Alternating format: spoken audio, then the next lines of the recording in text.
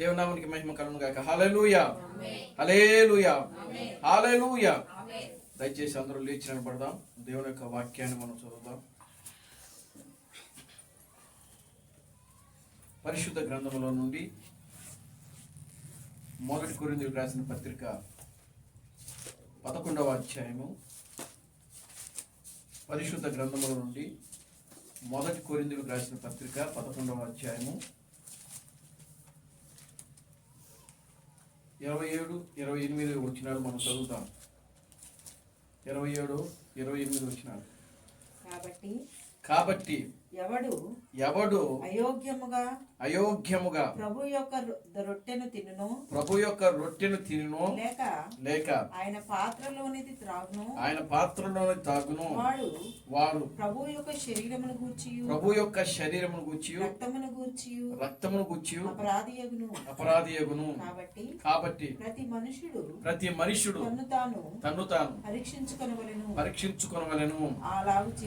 అలాగు చేసి ఆ రొట్టెను తిని ఆ పాత్రలోనిది తాగవలెను. చాలు, ప్రార్థన చేసుకున్నాం.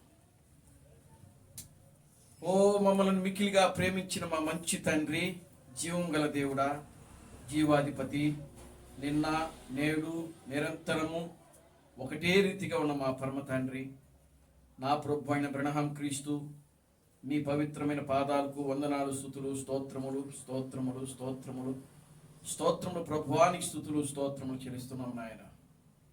ఇప్పటి వరకు కూడా నా తండ్రి ఈ యొక్క ఆరాధన కార్యక్రమం అంతా కూడా ప్రభువా ఆది నుంచి అంతం వరకు క్రమముగాను మర్యాదగాను నీ నామమునకు మహిమకరముగా మీరు జరిగిస్తున్నందుకై మీకు వందనాలు, స్తుతులు, స్తోత్రములు స్తోత్రములు స్తోత్రములు స్తోత్రములు స్తోత్రములు ప్రభువా. చదవబడిన వాక్య భాగమును మీరు ఆశీర్వదించండి, దీవించమని మీ సన్నిధిలో ప్రార్థిస్తున్నాను తండ్రి.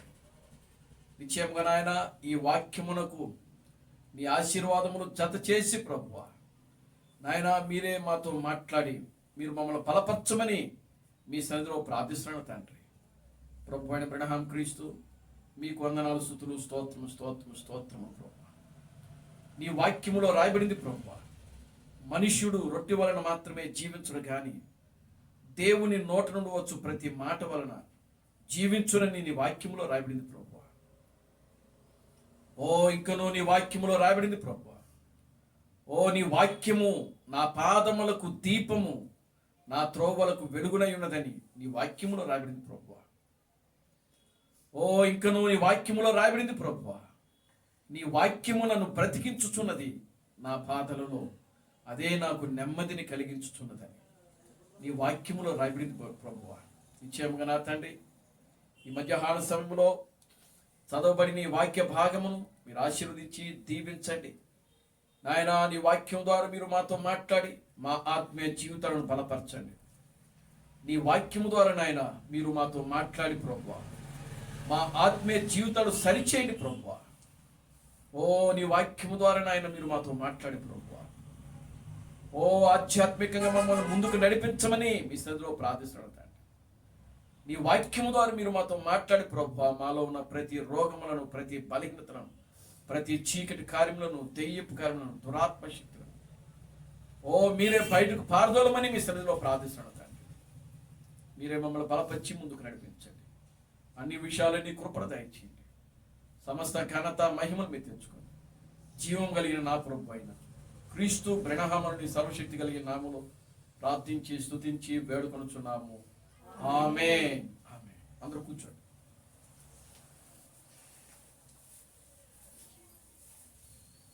దేవునామకి మహిమ కలుగును గాక. హల్లెలూయా, హల్లెలూయా, హల్లెలూయా, హల్లెలూయా.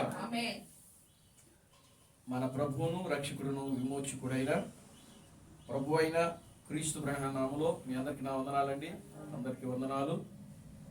దేవుడు గడిచిన దినములన్నీ కూడా ఆయనకు ఉచితమైన కృపను బట్టి, ప్రేమను బట్టి, దయను బట్టి దేవుడు మనలను కాపాడి, మనను రక్షించి, మనను బ్రతికించి, మనలను ఆయన సజీవులుగా ఉంచుతూ ఉన్నాడు. దేవుని స్తోత్రం కలుగును గాక. హల్లెలూయా. ఎంతో మందికి లేని భాగ్యమును దేవుడు మనకు అనుగ్రహిస్తూ ఉన్నాడు. దేవునికి స్తోత్రం కలుగును గాక. హల్లెలూయా. ఈ దినమున అనేక మంది బిడ్డలు చూడాలనుకున్నారు, కానీ ప్రియమైన దేవుని బిడ్డలారా, దేవుడు వారికి అవకాశం లేదు. కొంతమంది మరణించి ఉన్నారు, కొంతమంది అనేకమైన బలహీనతల చేత హాస్పిటల్లో ఉంటున్నారు. అనేక మంది ప్రియులారా యాక్సిడెంట్ల ద్వారా వాళ్ళు బలహీనులై హాస్పిటల్లో ఉంటున్నారు. దేవుడు తన యొక్క ఉచితమైన కృపను బట్టి, తన యొక్క ప్రేమను బట్టి, తన యొక్క ప్రేమను బట్టి దేవుడు మనల్ని అన్ని విషయాల్లో కూడా కాపాడుతూ, ఆరోగ్యం ఇస్తూ, బలమిస్తూ, శక్తినిస్తూ, అన్ని విషయాల్లో దేవుడు తన కృపను మనకు చూపిస్తా ఉన్నాడు. దేవునికి స్తోత్రం కలుగునుగా. హల్లెలూయా, ఆమేన్, హల్లెలూయా. ప్రియమైన దేవుని బిడ్డలారా, దేవుడు ఆయన అనంతమైనటువంటి దేవుడు. ఆయన దేవునికి స్తోత్రం కలుగునుగా. హల్లెలూయా. దేవుడు అనంతుడు, అనంతమైన జ్ఞాని. ఆయన జ్ఞానమునకు ప్రియులారా సరిహద్దులు ఉండవన్నమాట. దేవునికి స్తోత్రం కలుగునుగా. హల్లెలూయా. ఆయన జ్ఞానమునకు సరిహద్దులు ఉండవు. అంటే సరిహద్దులు లేనటువంటి జ్ఞానము దేవునిది. దేవునికి స్తోత్రం కలుగునుగా. హల్లెలూయా. మన జ్ఞానమునకు సరిహద్దులు ఉంటాయి, అవునా కదా? ఈ లోకంలో చూడండి ప్రియులారా, గమనించండి, మానవుని యొక్క జ్ఞానము సరిహద్దులతో కూడినటువంటి జ్ఞానము, అంటే పరిమితితో కూడినటువంటి జ్ఞానము మనిషి యొక్క జ్ఞానము. కానీ దేవుని యొక్క జ్ఞానము సరిహద్దులు లేనటువంటిది. దేవుని యొక్క జ్ఞానం పరిమితి లేనటువంటిది. దేవుని యొక్క జ్ఞానం. దేవుని స్తోత్రం కలుగునుగా. హల్లెలూయా. మానవుని యొక్క ఆయుష్ 70 సంవత్సరములు, అధిక బలమున్న ఎడల 80 సంవత్సరములని దేవుని యొక్క వాక్యములో రాయబడింది. అంటే మానవునికి ప్రియులారా, ప్రతి మనిషికి దేవుడు వయస్సు అనేటువంటిది ఒక హద్దు పెట్టాడు ఆయన. ఆమేన్, హల్లెలూయా. అంటే ఒక్కొక్కరికి ఒక్కొక్క వయసు అనేది దేవుడు హద్దులు పెట్టి ఈ లోకానికి దేవుడు మనిషిని పంపించారు. దేవునికి స్తోత్రం కలుగునుగా. హల్లెలూయా. కానీ దేవునికి హద్దులు లేవు ఆయన వయసుకు. ఆమేన్, హల్లెలూయా. దేవునికి హద్దులు లేని వయసు దేవుడిది. అంటే అందుకనే వాక్యంలో ఏం రాబడిందంటే ఆయన నిన్న నేడు నిరంతరము ఒకటే రీతిగా ఉన్న దేవుడని వాక్యములో రాయబడింది. యుగములలో తరములలో ఉన్న దేవుడని వాక్యములో రాయబడింది. దేవునికి స్తోత్రం కలుగునుగా. హల్లెలూయా. కనుక ఆయన సజీవుడు, ఆయన వయస్సుకు హద్దు లేదు. ఆమేన్, హల్లెలూయా. దేవుని యొక్క వయస్సుకు హద్దులు లేదు. హద్దులు లేనిది దేవుని యొక్క వయస్సు. మానవుని యొక్క వయసు అయితే హద్దులతో కూడిన వయస్సు. దేవునికి స్తోత్రం కలుగునుగా. హల్లెలూయా. ఈ యొక్క హద్దుల్లో ఉన్నటువంటి ఈ వయసులో కూడా అనేకమైనటువంటి బలహీనతలు, రోగాలు, సమస్యలు, ఆర్థిక సమస్యలు వాక్యంలో రాబడింది కదా. ఆయనను వాటి యొక్క వైభవము, ఆయాసము, దుఃఖమే. మనిషి పుట్టిన దగ్గర నుంచి ఈ లోకములో నుంచి వెళ్ళిపోయే వరకు కూడా మనిషి యొక్క జీవితము ఆయాసము, దుఃఖమే అని పరిశుద్ధ గ్రంథంలో రాయబడింది. దేవుని నామానికి మహిమ కలుగునుగా. హల్లెలూయా. మానవుని యొక్క జీవితము ఆయాసముతో, దుఃఖముతో, బాధలతో ఉన్న జీవితం అది. ఆమేన్, హల్లెలూయా. కానీ దేవుని జీవితం అనంటే ఆయన యొక్క జీవితంలో దుఃఖం ఉండదు. దేవుని యొక్క జీవితంలో ఆయాసం ఉండదు. దేవుని యొక్క జీవితంలో ప్రయాసం అనేది ఉండదు. దేవుని యొక్క స్తోత్రం కలుగునుగా. హల్లెలూయా. కనుక ప్రియమైన దేవుని బిడ్డలారా, దేవుడు అనంతమైనటువంటి వాడు, అనేది అనంత జ్ఞాని. ఆయన జ్ఞానమునకు పరిమితి లేదు, సరిహద్దులు లేవు. మనిషి జ్ఞానమునకు హద్దులు ఉన్నాయి, సరిహద్దులు ఉన్నాయి. దేవుని జ్ఞానమునకు హద్దులు లేవు, సరిహద్దులు లేవు. మానవునికి వయసు పరిమితం ఉంది. మానవునికి వయసు 70 సంవత్సరములు, అధిక బలమున్న 80 సంవత్సరములు. కానీ దేవునికి వయసుతో పరిమితము లేదు. ఆయనకి అసలు వయసుతో సంబంధమే లేదు. ఒకవేళ ఆయనకు వయసు అనేది ఉంటే అసలు ఆయన దేవుడే కాదనమాట. దేవునికి స్తోత్రం కలుగుగాక. హల్లెలూయా. కనుక దేవునికి వయసుతో పరిమితం లేదు, సంబంధం లేదు అసలు ఆయన. ఆమేన్, హల్లెలూయా.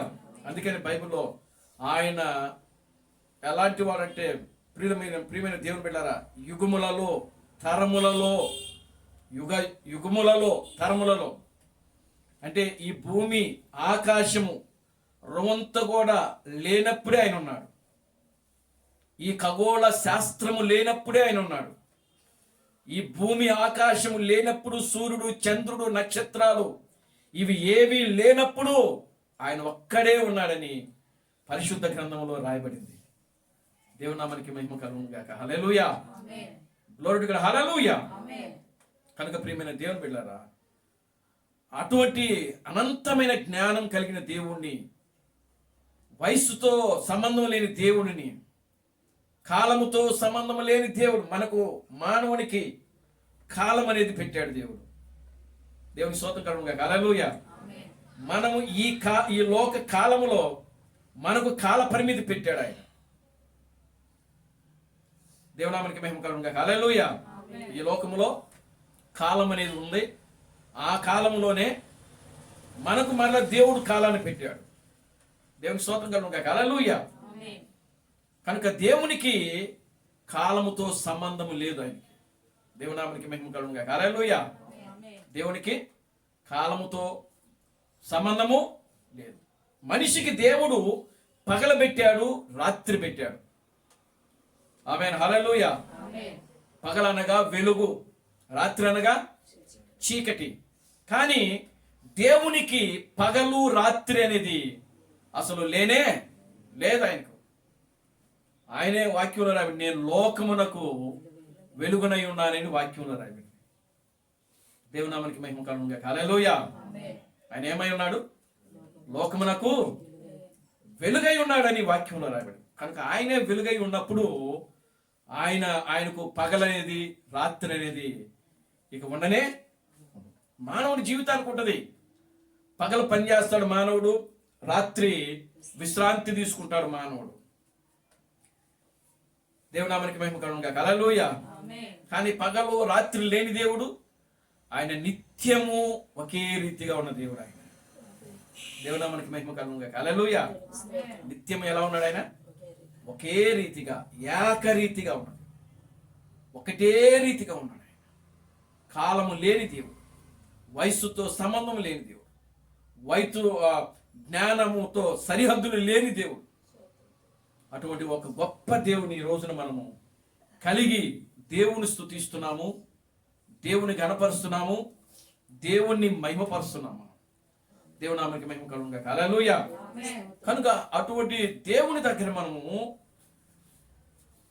కూడుకునేటప్పుడు, ఆయన సన్నిధిలో మనం కూడుకునేటప్పుడు భయముతో, భక్తితో ఆయన సన్నిధికి రావాలని దేవుని యొక్క వాక్యము మనకు సెలవిస్తాం. గణగణ వణుకుచు ఆయన సన్నిధిలో, ఆయన మందిరములో ఏం చేయాలంట? ప్రవేశించాలంట. దేవుని స్తోత్రం కలుగును గాక. హల్లెలూయా. ఎలా ప్రవేశించాలి? నాకు కాదు, దేవుని స్తోత్రం కలుగును గాక. హల్లెలూయా. నాకు భయపడాల్సిన అవసరం లే. ఎవరు భయపడాలి? పొద్దునే ఒక ఆమె ఫోన్ చేసి, నీకు భయపడి వస్తున్నారు మీ విశ్వాసులంతా అని చెప్పింది నాకు. దేవుని స్తోత్రం చెప్పండి. హల్లెలూయా.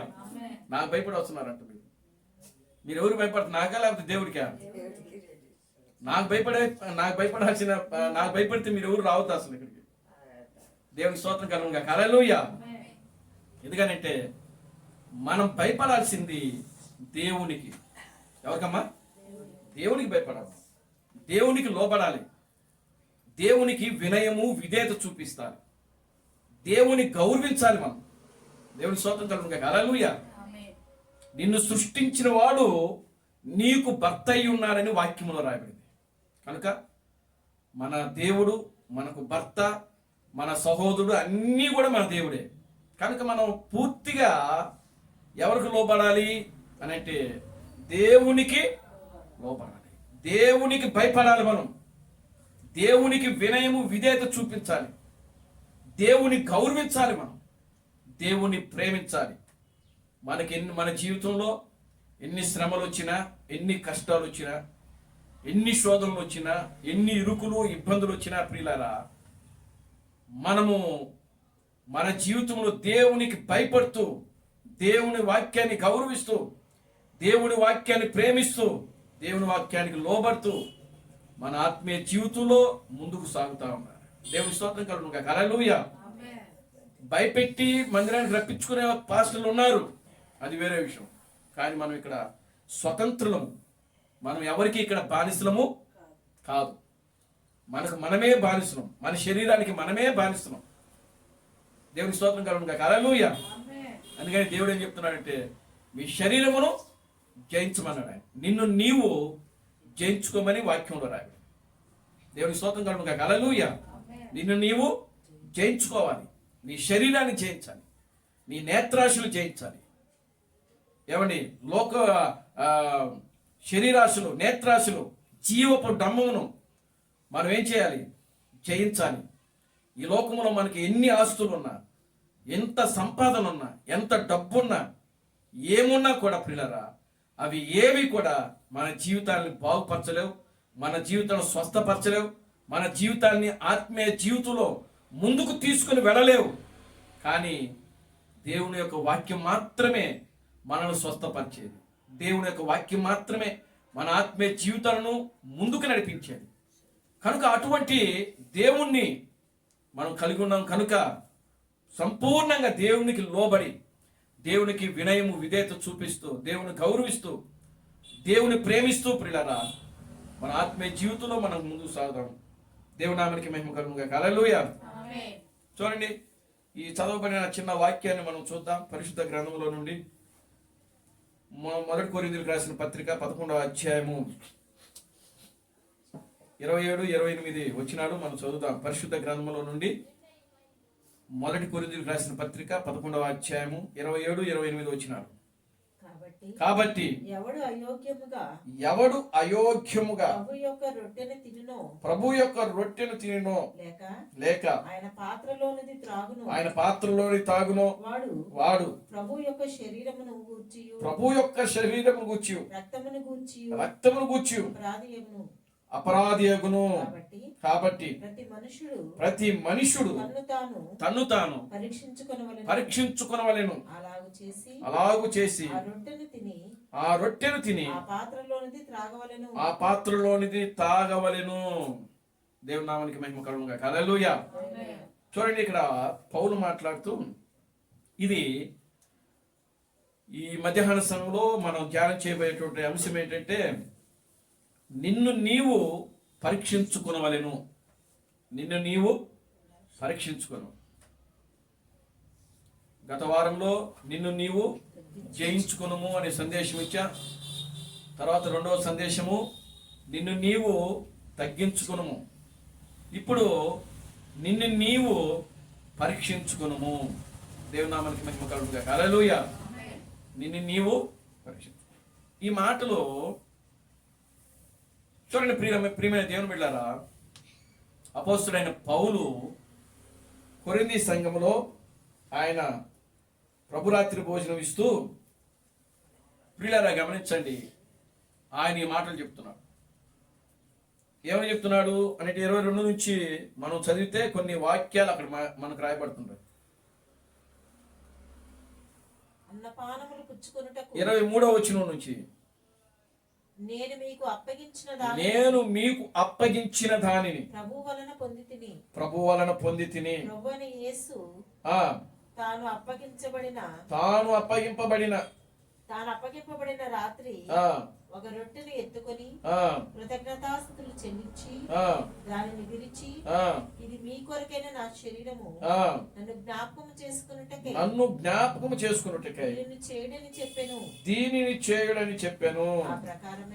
ఆ ప్రకారమే భోజనమైన పిమ్మట ఆయన పాత్రను ఎత్తుకొని ఈ పాత్ర నా రక్తము వలనైన క్రొత్త నిబంధన మీరు దీనిలోనిది త్రాగునప్పుడల్లా నన్ను జ్ఞాపకం చేసుకొనుటకై మీరు చేయుడని చెప్పెను.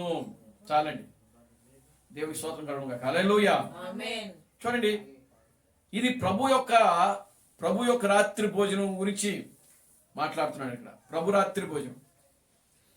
పౌలు కొరింథీ సంఘములో ప్రభు రాత్రి భోజనం ఇస్తూ ఆయన ఏం చెప్తున్నాడంటే, ఎవడైనాను ప్రభు యొక్క శరీరమును ప్రభు యొక్క రక్తములో అయోగ్యముగా పాల్గొను వాడు తనకు తానే శిక్షావిధి ప్రియులారా కలుగు చేసుకున్నాడని వాక్యములు రాయబడింది. దేవుని స్తోత్రం కలుగును గాక. హల్లెలూయా. అంటే ఇప్పుడు ప్రభు యొక్క శరీరములోను ప్రభు యొక్క రక్తములోను మనం పాల్గొనేటప్పుడు మనం ఎలా ఉండాలంట? అపరాధులుగా ఉండకూడదంట, నిరపరాధులుగా ఉండాలి. దేవుని స్తోత్రం కలుగును గాక. హల్లెలూయా. ఎలా ఉండాలండి? నిరపరాధులుగా ఉండాలి. నిరపరాధులుగా ఉండడం అంటే అర్థం ఏంటి? నిరపరాధులుగా ఉండటం అంటే అర్థం ఏంటి? దేవుని స్తోత్రం కలుగును గాక. హల్లెలూయా. అపరాధి అనగా పాపం చేసినవాడు, తప్పు చేసినవాడు. నిరపరాధి అనగా పాపము చేయనివాడు, తప్పు లేనివాడు అని అర్థం. దేవునామానికి మహిమ కలుగును గాక. హల్లెలూయా. అందుకనే చూడండి, యేసుక్రీస్తు ఆయన శిలువ మరణానికి వెళ్ళే ముందు పిలాతు దగ్గరికి తీసుకుని వెళ్ళినప్పుడు పిలాతు యేసుక్రీస్తును చూచి ఆయన చూసి ఒక మాట అన్నాడు. ఏమన్నాడంటే, ఈ నిరపరాధి పట్ల అంటాడు ఆయన, ఈ నిరపరాధి జీవితంలో నాకు ఏ దోషము కనబడలేదు అని అంటాడు ఆయన. దేవునికి స్తోత్రం కలుగును గాక. హల్లెలూయా. ఈ నిరపరాధి, ఆమేన్, హల్లెలూయా. ఇప్పుడు నిరపరాధిగా ఉన్న దేవుడు పిలాతు దగ్గర ఎలా నిలబడ్డాడు? అపరాధిగా నిలబడ్డాడు, అంటే దోషిగా నిలబడ్డాడు ఆయన. ఆమేన్, హల్లెలూయా. ఎలా నిలబడ్డాడు? ఒక దోషిగా, ఒక పాపిగా, ఒక అపరాధిగా యేసు పిలాతు ముందు నిలబడ్డాడు. కానీ పిలాతు ఏమంటున్నాడంటే, ఆయన నిరపరాధి అంటున్నాడు. ఆయన ఏ పాపము లేనివాడు, ఇతని యందు నాకు ఏ దోషము కానరాలేదు. దేవుని స్తోత్రం కలుగును గాక. హల్లెలూయా. ఆమేన్, హల్లెలూయా. కనుక ప్రియమైన దేవుని బిడ్డలారా గమనించండి, ఇప్పుడు పౌలు ప్రభు రాత్రి భోజనం ఇస్తూ ఆయన యొక్క శరీరములోను ఆయన రక్తములో పాల్గొనే వాళ్ళు మీరు ఎలా ఉండాలంటే నిరపరాధులుగా ఉండాలి. ఆమేన్, హల్లెలూయా. ఎలా ఉండాలంటండి?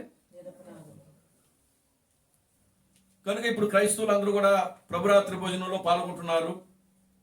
కనుక ఎవరు ఎంతమంది నిరపరాధులుగా, దోషము లేని వారుగా, పాపము లేని వారుగా, ఏమంటే కపటము లేని వారుగా ఆ ప్రభురాత్రి భోజనంలో చేయి వేస్తున్నారో, పౌలు అదే చెప్తున్నాడు ఇక్కడ. మిమ్మల్ని మీరు ఏం చేసుకోమంటున్నాడు? పరీక్షించుకోమంటున్నాడు. దేవునామానికి మహిమ కలుగును గాక. హల్లెలూయా. ఈరోజు మన అంశం ఏంటంటే, నిన్ను నీవు పరీక్షించుకోము. ఎందుకు అనంటే, మనం ఈరోజు కలిగి ఉన్నటువంటి వాక్యము ఏ వర్తమానం అయితే మనం పట్టుకుని ఉన్నామో, ఏ వర్తమానం అయితే కలిగి మనము జీవిస్తున్నామో ప్రియులారా, ఆ వర్తమానమే ప్రభు యొక్క శరీరమై ఉన్నది. అది ఆమేన్, హల్లెలూయా. ఆ రోజు పౌలు ఒక రొట్టెని విరిచాడు. ఆయన యేసుక్రీస్తు కూడా ఒక రొట్టెని విరిచాడు. ఆయన ఆ రొట్టె దేనికి సూచనగా ఉన్నది అని అంటే, నిజమైన యొక్క జీవాహారము రాబోతుంది. ఆమేన్, హల్లెలూయా.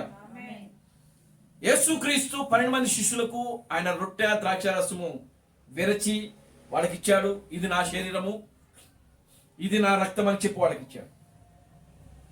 అదే కార్యక్రమాన్ని సంఘాన్ని కూడా చేయమన్నాడు ఆయన.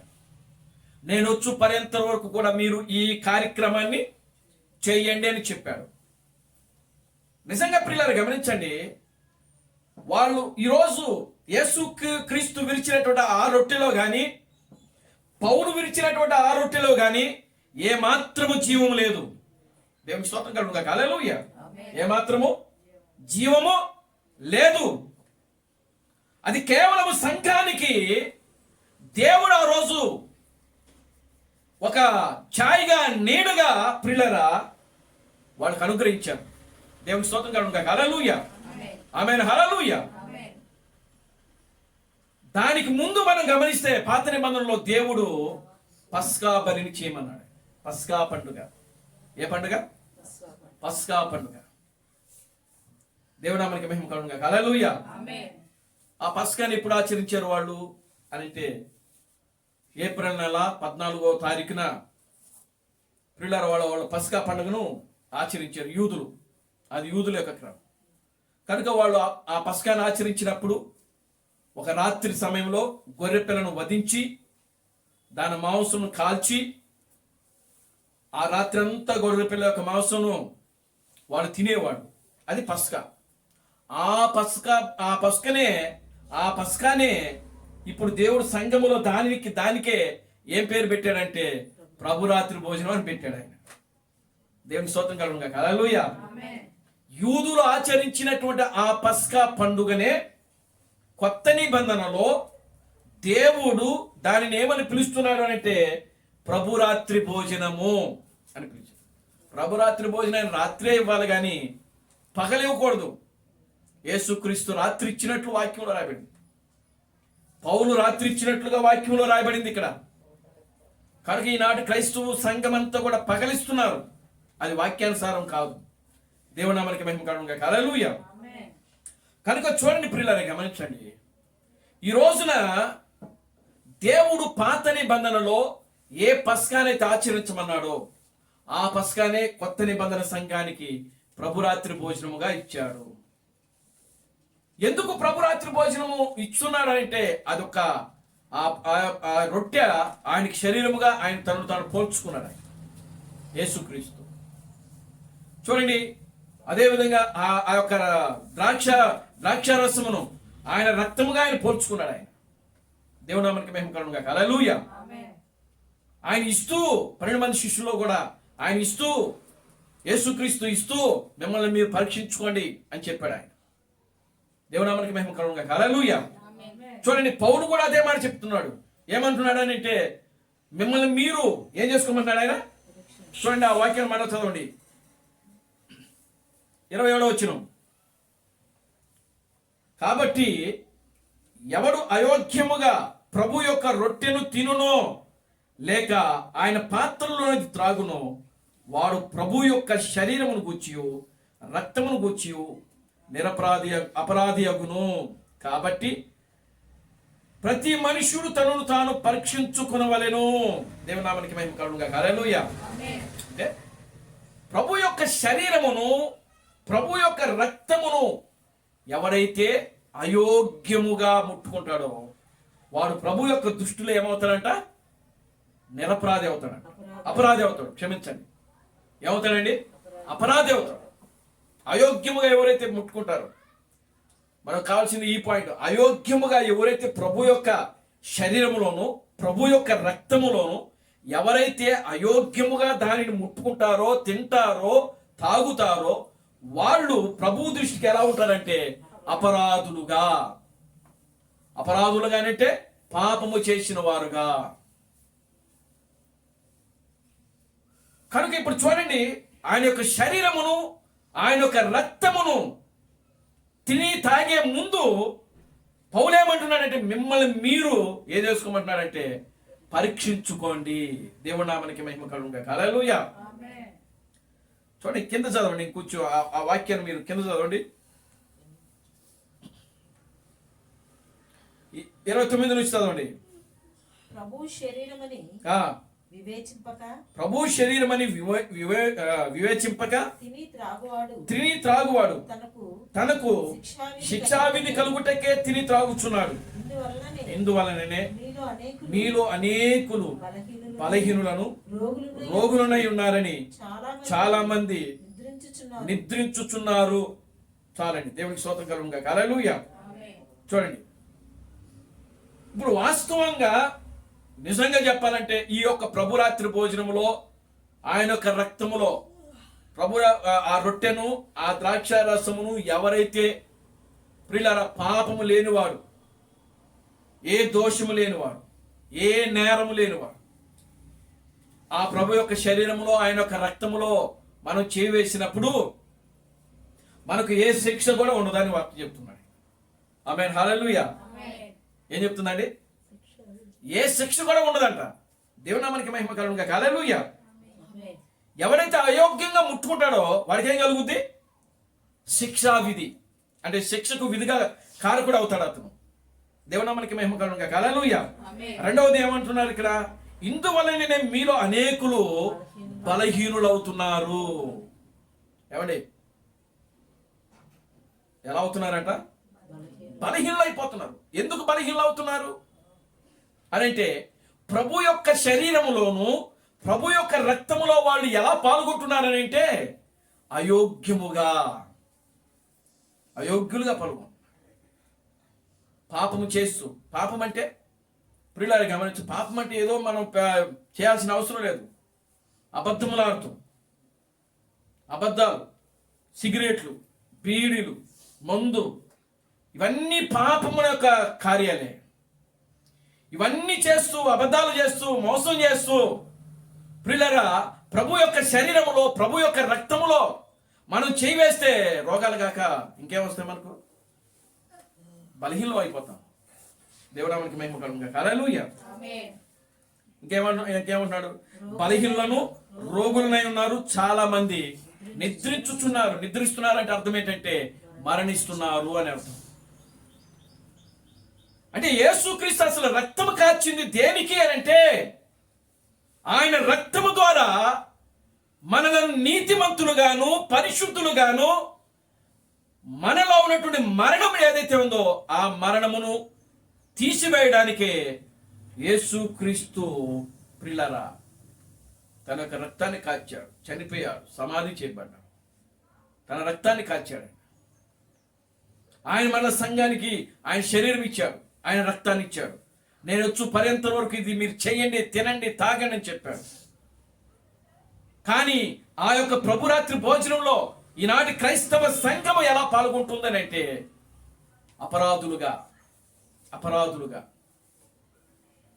దేవునామానికి మేము కలుగునుగాక. హల్లెలూయా. అపరాధులుగా మనం ఉంటున్నాం కాబట్టి మనం బలహీనం అయిపోతున్నాం. ప్రియులారా, రోగాలు వస్తున్నాయి. మనం ఏమైపోతున్నామట? నిద్రిస్తున్నాము, మరణిస్తున్నాం. నిద్ర అనగా మరణించుట. దేవునామానికి మహిమ కలుగునుగాక. హల్లెలూయా. కనుక ప్రియమైన దేవుని బిడ్డలారా గమనించండి, ఇది కేవలము దేవుడు 2000 సంవత్సరాల క్రితం నుంచి దేవుడు సంఘానికి ఒక ఛాయగా, ఒక నీడగా ఇచ్చాడు ఆయన. దేవునామానికి మహిమ కలుగునుగాక. హల్లెలూయా. పాత నిబంధనలో గొర్రెను వధించారు, కానీ కొత్త నిబంధనలో ఆ నిజమైన గొర్రెపిల్ల, పస్కా గొర్రెపిల్ల ప్రభు అయిన యేసుక్రీస్తుగా ఉన్నాడు ఆయన. కనుక ఆయన వధించబడ్డాడు. ఆయన యొక్క శరీరమును, ఆయన యొక్క రక్తమును ఇక్కడ సంఘానికి ఇచ్చాడు. దేవునామానికి మహిమ కలుగునుగాక. హల్లెలూయా. కనుక ఇప్పుడు చూడండి ప్రియమైన దేవుని బిడ్డలారా, అది ఇప్పుడు ఈ ప్రభురాత్రి భోజనము, ఈ రక్తము నిజమైనటువంటి ఒక జీవవాక్యము రాబోతున్నది. దేవునామానికి మహిమ కలుగునుగాక. హల్లెలూయా. కనుక ఆ వాక్యమును కూడా ప్రియులారా ఏదైతే ఉన్నదో ఆ వాక్యము, ఆ దాచబడిన మర్మము, జీవవాక్యము, దేవునామానికి మహిమ కలుగునుగాక. హల్లెలూయా. ఆ వాక్యము వచ్చినప్పుడు ఆ వాక్యాన్ని మనం ఎలా స్వీకరిస్తున్నాము, ఎలా దానిని మనము అంగీకరిస్తున్నాం, ఎలా దాన్ని మనం స్వీకరిస్తున్నాం, నమ్ముతున్నాం. దేవునామానికి మహిమ కలుగునుగాక. హల్లెలూయా. ఇప్పుడు చూడండి, యేసుక్రీస్తు అన్నాడు, నా శరీరమే వాక్యం అని చెప్పాడు ఆయన. దేవునామానికి మహిమ కలుగునుగాక. హల్లెలూయా. చూడండి పరిశుద్ధ గ్రంథంలో నుండి యోహాను సువార్త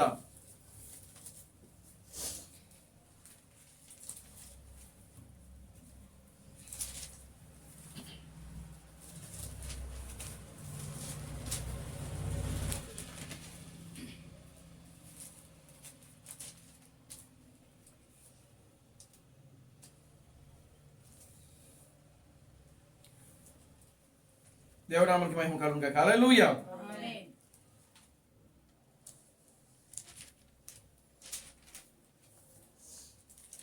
16వ అధ్యాయము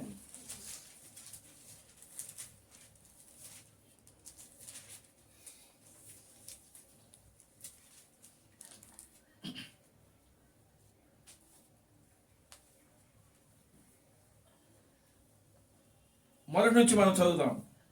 మీరు ఆ, అభ్యంతర పడకుండా వలనని అభ్యంతర పడకుండా వలనని ఈ మాటలు మీతో ఈ చెప్పుచున్నాను. మాటలు మీతో చెప్పుచున్నాను. వారు మిమ్మును సమాజ మందిరములో నుండి ఆ వెలివేయుదురు. ఆ మిమ్మును ఆ చంపు ప్రతి వాడు ఆ తాను దేవునికి ఆ సేవ చేయుచున్నాడు, ఆ దేవుడి నామానికి మహిమ కలుగును గాక. హల్లెలూయా. సేవ చేయుచున్నానని అనుకొను కాలము ఆ వచ్చుచున్నది. ఆ వారు తండ్రిని ఆ నన్నును ఆ తెలుసుకొనలేదు ఆ గనుక ఇలాగు చేయుదురు. ఇవి జరుగు కాలము వచ్చినప్పుడు ఇవి జరుగు కాలము వచ్చినప్పుడు నేను వాటిని గురించి మీతో చెప్పి తినని జ్ఞాపకము చేసుకునేలాగున ఆ ఈ సంగతులు మీతో చెప్పుచున్నాను. ఈ సంగతులు మీతో చెప్పుచున్నాను. నేను మీతో కూడా ఉంటిని ఆ కనుక ఆ మొదటనే వీటిని ఆ మీతో చెప్పలేదు. ఇప్పుడు నన్ను పంపిన వాని యొద్దకు వెళ్ళుచున్నాను. ఆ నీవు ఎక్కడికి వెళ్ళుచున్నావని ఆ మీలో ఎవడును నన్ను అడుగుటలేదు.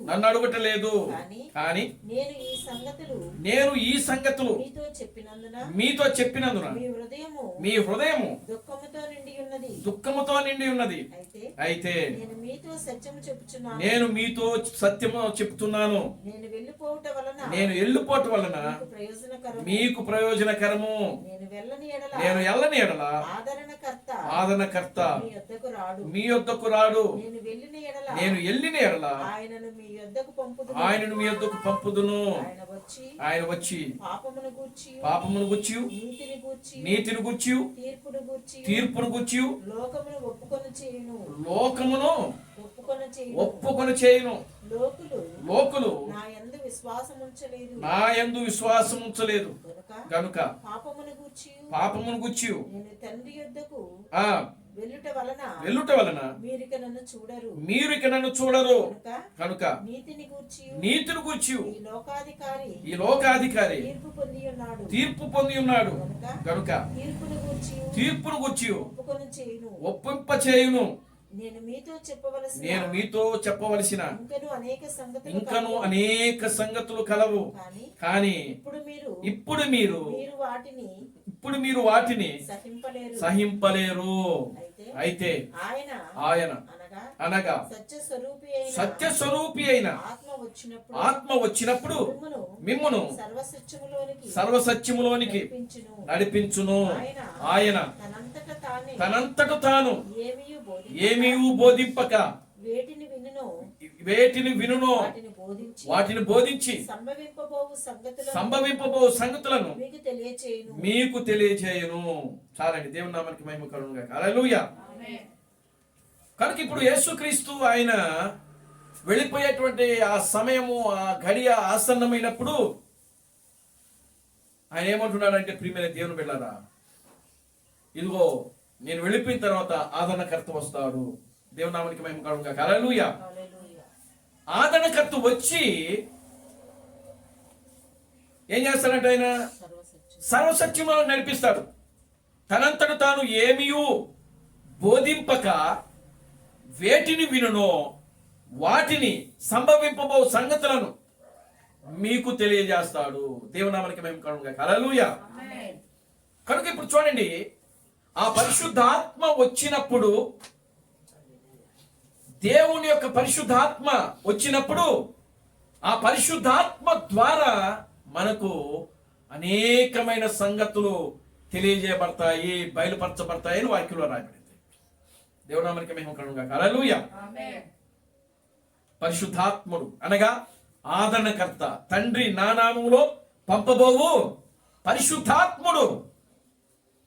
ఆయన వచ్చినప్పుడు ఆయన మిమ్మల్ని ఏం చేస్తున్నాడంటే సర్వసత్యములోనికి నడిపిస్తున్నాడు.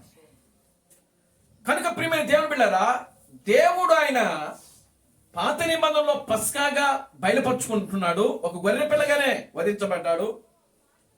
ఆ గొర్రెపిల్ల నిజమైన గొర్రెపిల్లగా ఇక్కడ యేసుక్రీస్తు వచ్చి వధించబడుతున్నాడు. ఆయనే పరలోకము నుండి దిగి వచ్చినటువంటి జీవాహారము.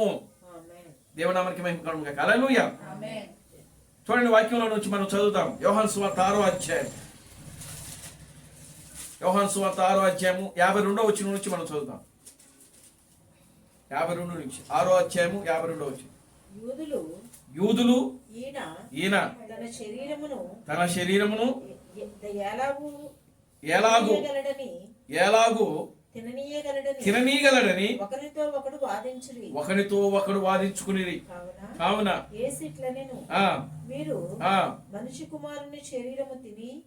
మీరు మనిషి కుమారుని యొక్క శరీరమును తిని ఆయన రక్తము త్రాగితేనే గాని మీలో జీవము గలవారు కారు. నా శరీరము తిని నా రక్తము త్రాగువాడే నిత్య జీవము గలవాడు. అంత్య దినమున నేను వానిని లేపుదును. నా శరీరము నిజమైన ఆహారమును, నా రక్తము నిజమైన పానమునై ఉన్నది.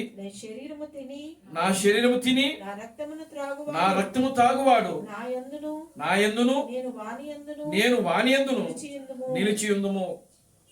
దేవునికి స్తోత్రం కలుగును గాక. హల్లెలూయా. ఆమేన్. హల్లెలూయా. చూడండి, మరొక మాట మనం చదువుతాం. 45 నుంచి మనం చదువుతాం. 6వ అధ్యాయం 45వ వచనం. వారందరూ దేవుని చేత బోధింపబడుదురు అని ప్రవక్తలు లేఖనములో వ్రాయబడి ఉన్నది. కనుక తండ్రి వలన విని నేర్చుకునిన ప్రతి వాడును నా యొద్దకు వచ్చును. దేవుని యొద్ద నుండి వచ్చిన వాడు తప్ప మరి ఎవడును తండ్రిని చూచి ఉండలేదు. ఈయనే తండ్రిని చూచి ఉన్నాడు. విశ్వసించువాడే నిత్య జీవము గలవాడు. జీవాహారమును నేనే. మీ పితరులు అరణ్యములో మన్నాను తినెను చనిపోయిరి.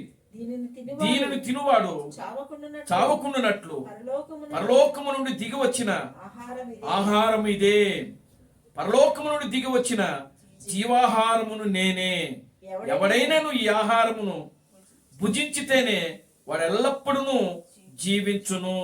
మరియు నేనిచ్చు ఆహారము పరలోకమునకు జీవమునకై నా శరీరమే అని మీతో నిశ్చయముగా చెప్పుచున్నాను. కనుక పరలోకము నుండి దిగి వచ్చినటువంటి జీవాహారం ఎవరండి? దేవుడు యేసుక్రీస్తు. దేవునామానికి మహిమ కలుగును గాక. హల్లెలూయా. ఆయనే పరలోకము నుండి దిగి వచ్చినటువంటి జీవాహారం. కనుక మరి జీవాహారం అన్నప్పుడు ఆయన శరీరాన్ని తినాలి నిజంగానే, అవునే కదా. మరి రొట్టె ద్రాక్షారసం ఇచ్చాడు కదా. దేవునామానికి మహిమ కలుగును గాక. హల్లెలూయా. అంటే అది కేవలము ఒక ఛాయగా నీడగా ప్రభు మనకు ఇచ్చాడు. అంటే దాని అర్థం ఏంటంటే నిజమైనది ఇంకోటి రాబోతున్నది అని అర్థం. నిజమైనది ఇంకొకటి రాబోతుంది. ఏమిటది అని అంటే ప్రియమైన దేవుని బిడ్డలారా, తండ్రి యొక్క యుగములో వాళ్ళు గొర్రె పిల్లను వధించుకుని రాత్రి సమయంలో వాళ్ళు పస్కాను భుజించిరి అని వాక్యంలో రాయబడింది. తండ్రి యొక్క యుగంలో. ఆమేన్. హల్లెలూయా. మనకి ఎన్ని యుగాలు ఉన్నాయి? 3 యుగాలు ఉన్నాయి. ఎన్ని యుగాలు? 3. మొదటి యుగము తండ్రి యుగము, రెండవ యుగము కుమారుని యుగము, మూడవ యుగము పరిశుద్ధాత్మ యుగము.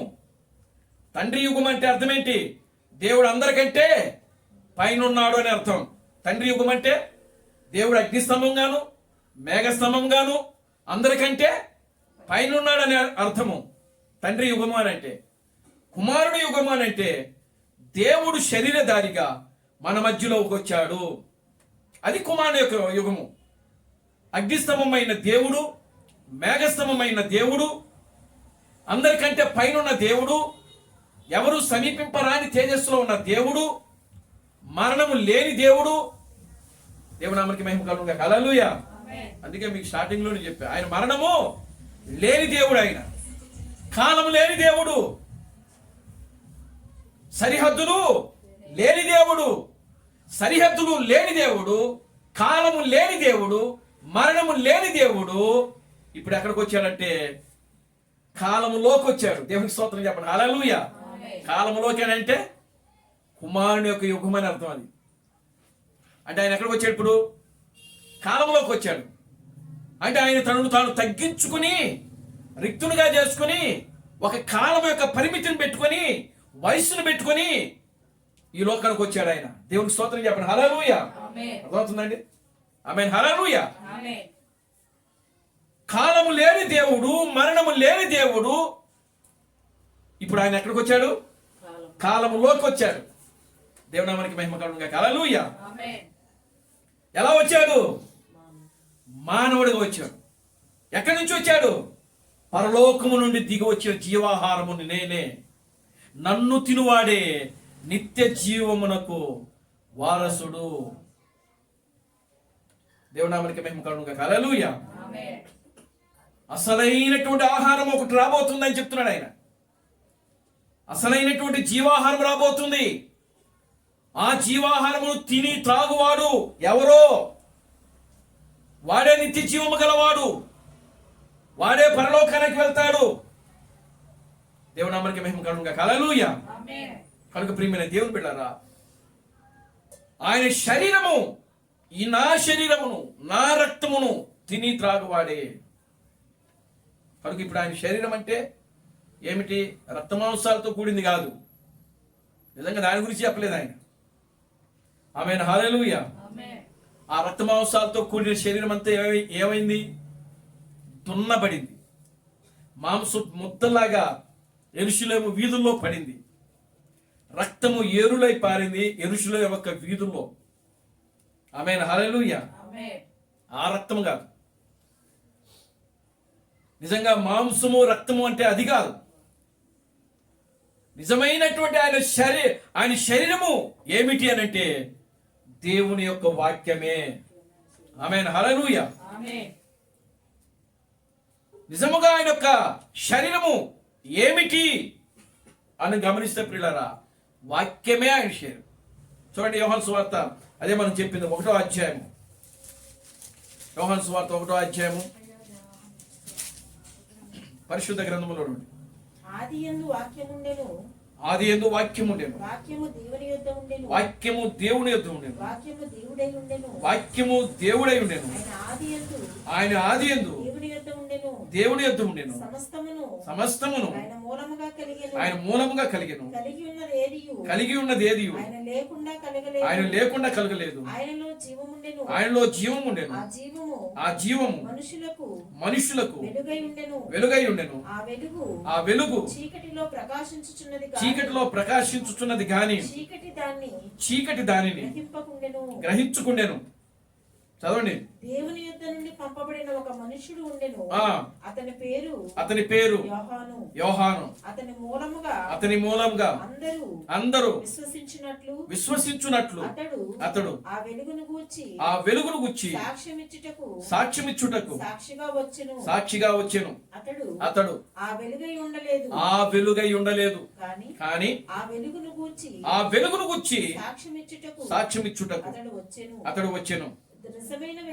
నిజమైన వెలుగు ఉండెను, అది లోకములోకి వచ్చుచు ప్రతి మనుషుని వెలిగించుచున్నది. ఆయన లోకములో ఉండెను, లోకం ఆయన మూలముగా కలిగిన, కానీ లోకం ఆయనను తెలుసుకొనలేదు.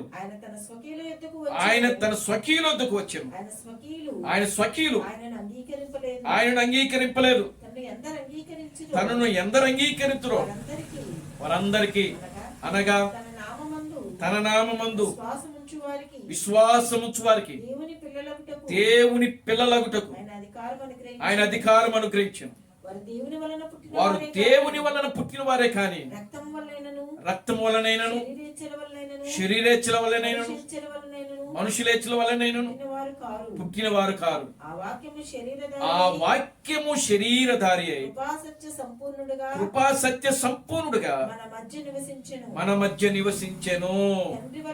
తండ్రి వలన కలిగిన అద్వితీయ కుమారుని మహిమ వలె మనము ఆయన మహిమను కనుగొంటిమే. చాలండి, అదండి దేవునామానికి మహిమ కలుగునుగా. హల్లెలూయా. చూడండి ఇక్కడ ఏం చెప్తున్నాడు అని అంటే, ఆ వాక్యము శరీరధారి అయి కృపా సత్య సంపూర్ణుగా మన మధ్యలో నివసించెను.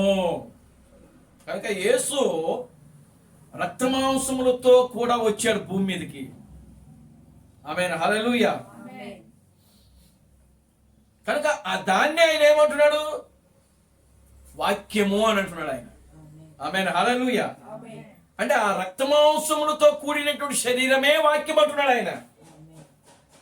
ఆమేన్, హల్లెలూయా. నిజమే, యేసు ఎలా జన్మించాడు ఈ లోకంలో అంటే ఆయన వాక్యం ద్వారా జన్మించాడు. ఆమేన్, హల్లెలూయా. స్త్రీలో అండమును సృష్టించుకున్నాడు ఆయన. స్త్రీలో ఒక శుక్రకణమును సృష్టించుకున్నాడు. ప్రియులారా గమనించండి, ఆ రెండు ఏకమై శరీరమును, జీవమును, రక్తము సమస్తము కూడా ఆయన వాక్యముతో ఆయన సృష్టించుకున్నాడు. ఆయన అంటే యేసు టోటల్ గా ఎలా వచ్చాడు అని అంటే వాక్యము ద్వారా సృష్టించబడిన వ్యక్తి ఆయన. ఆమేన్, హల్లెలూయా. ఆయన అందుకే అంత స్పష్టంగా చెప్పాడు, నేను పరలోకము నుండి దిగి వచ్చినటువంటి జీవాహారమును నేనే, నన్ను తినువాడే నిత్య జీవము కలవాడు. కనుక వాక్యమే నిత్య జీవము. ఆమేన్, హల్లెలూయా. ఈరోజు ప్రియులారా గమనించండి, నిజమైన వాక్యము భూమి మీదకి వచ్చింది. అది ఎవరి ద్వారా వచ్చింది? క్రీస్తు థామస్ ద్వారా మనకు వచ్చింది. ఆమేన్, హల్లెలూయా. ఎవరి ద్వారా వచ్చిందండి? క్రీస్తు థామస్ ద్వారా ఈ చివరి కాలానికి పంపబడినటువంటి ప్రవక్త ఆయన. ఆ ప్రవక్త ద్వారా ప్రియులారా గమనించండి, అర్ధరాత్రి సమయంలో ఆయన వచ్చి వర్తమానం ఇచ్చాడు. పస్కాని ఎప్పుడు తినాలండి? పస్కాని పాత నిబంధనలో పస్కాని ఎప్పుడు తిన్నారు? అర్ధరాత్రి తిన్నారు వాళ్ళు. ఎప్పుడు? పస్కా గొర్రెపిల్లను ఎప్పుడు వధించారు వాళ్ళు?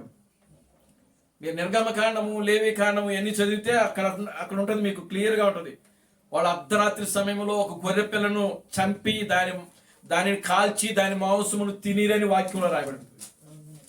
ఆమేన్, హల్లెలూయా. ఎప్పుడు తినారట వాళ్ళు? ఎప్పుడు? అర్ధరాత్రి. ఆమేన్, హల్లెలూయా. చూడండి, దేవుడు అదే ఛాయిగా మరలా సంఘానికి ప్రభురాత్రి భోజనం ఎప్పుడు ఇచ్చాడు? ఆయన రాత్రి సమయంలోనే ఇచ్చాడు. అందుకని పౌలు అర్ధరాత్రి వరకు ప్రసంగించాడు. పౌలు అర్ధరాత్రి వరకు ప్రసంగించి ఆ డాబా మీద ఒక ఆయన కూర్చొని, ఒక యువకుడు కూర్చొని నిద్రమత్తు ఎక్కువైపోయి కళ్ళు కునుకుపాట్లు వచ్చి ఏమైపోయాడు? కింద పడిపోయాడు. అంటే పౌలు సుదీర్ఘంగా బోధించాడు. ఆయన అర్ధరాత్రి వరకు బోధించాడు పౌలు. కనుక ఆయనకు నిద్ర వచ్చింది. నిద్ర వచ్చి ఏమైపోయాడు? అక్కడి నుంచి కింద పడిపోయాడు. పౌలు వెళ్ళి మళ్ళా ఆ వ్యక్తిని ఏం చేశాడంటే స్వస్థపరిచి చనిపోయిన వ్యక్తిని మళ్ళా బ్రతికించాడు. దేవునికి స్తోత్రం చెప్పండి, హల్లెలూయా. ఆ యొక్క ప్రసంగం అయిపోయిన తర్వాత ప్రభురాత్రి భోజనం ఇచ్చాడు పౌలు. ఆమేన్, హల్లెలూయా. కనుక సంఘము అంటే ఆనాటి ఆదిమ అపోస్తుల యొక్క సంఘం ఏదైతే ఉన్నదో ఆ సంఘము ప్రియులారా వాళ్ళు రాత్రి సమయంలోనే ప్రభురాత్రి భోజనం ఇచ్చారు. ఆమేన్, హల్లెలూయా. యూదులు పస్కాని అర్ధరాత్రి సమయంలో వాళ్ళు ఆచరించారు. క్రైస్తవ సంఘము, నిజమైన క్రైస్తవ సంఘము ప్రభురాత్రి భోజనాను, పస్కాను వాళ్ళు రాత్రి సమయంలోనే ఆచరించింది. కనుక ప్రియులారా ఈ రెండు కూడా దేనికి సూచనగా ఉన్నదంటే అర్ధరాత్రి సమయంలో రాబోతున్నటువంటి నిజమైనటువంటి వర్తమానానికి సూచనగా ఉన్నది. ఆమేన్, హల్లెలూయా. ఆ రెండు కూడా దేనికి సూచనగా ఉన్నాయి? వాళ్ళు గొర్రె పిల్లను చంపారు. వీళ్ళు ఏం చేశారంటే రొట్టె ద్రాక్ష రసము తీసుకున్నారు. ఆ గొర్రెపిల్ల యేసు క్రీస్తుకు సూచనగా ఉన్నది. ఈ రొట్టె ద్రాక్షారసము దేనికి సూచనగా ఉన్నదంటే నిజమైనటువంటి ఆయన వాక్యమునకు, ఆయన రక్తమునకు సూచనగా ఉన్నది.